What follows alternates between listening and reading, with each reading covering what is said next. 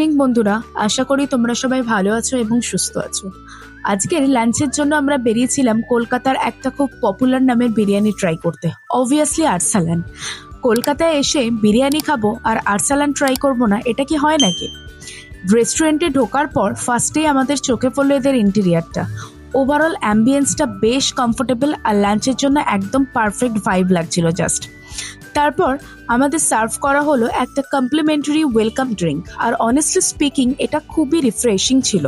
Specially বাইরের গরমের থেকে এসে ঠান্ডা একটা ড্রিঙ্ক পেয়ে মনটা একদম ফ্রেশ হয়ে গেল। বাট অবভিয়াসলি আমাদের মেন এক্সাইটমেন্টটা ছিল বিরিয়ানির জন্য, সেটা বুঝতেই পারছো। আর কিছুক্ষণ পর এলো সেই মাচ অ্যাওয়েটেড বিরিয়ানি, একদম গরম, লিটারেলি হান্ডি থেকে বের করার পর যেন টেবিলে এসেছে, স্টিম উঠছিল। আর বিরিয়ানির ওই বিউটিফুল অ্যারোমাটা টেবিলে আসার সাথে সাথেই পুরো মুডটাই জাস্ট চেঞ্জ করে দিল।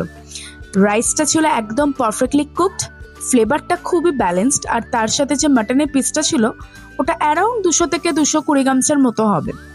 মাটনটা একদম সফট, জুসি আর সুপার ডেলিসিয়াস ছিল। প্রত্যেকটা বাইটে যেন প্রপার ফ্লেভার পাওয়া যাচ্ছিল। অনেস্টলি পুরো মিলটা আমরা খুব এনজয় করেছি। কলকাতার বিরিয়ানির যে একটা আলাদা ইমোশন আছে, আরসালানে এসে সেই ফিলিংসটা আবার একবার এক্সপিরিয়েন্স করলাম।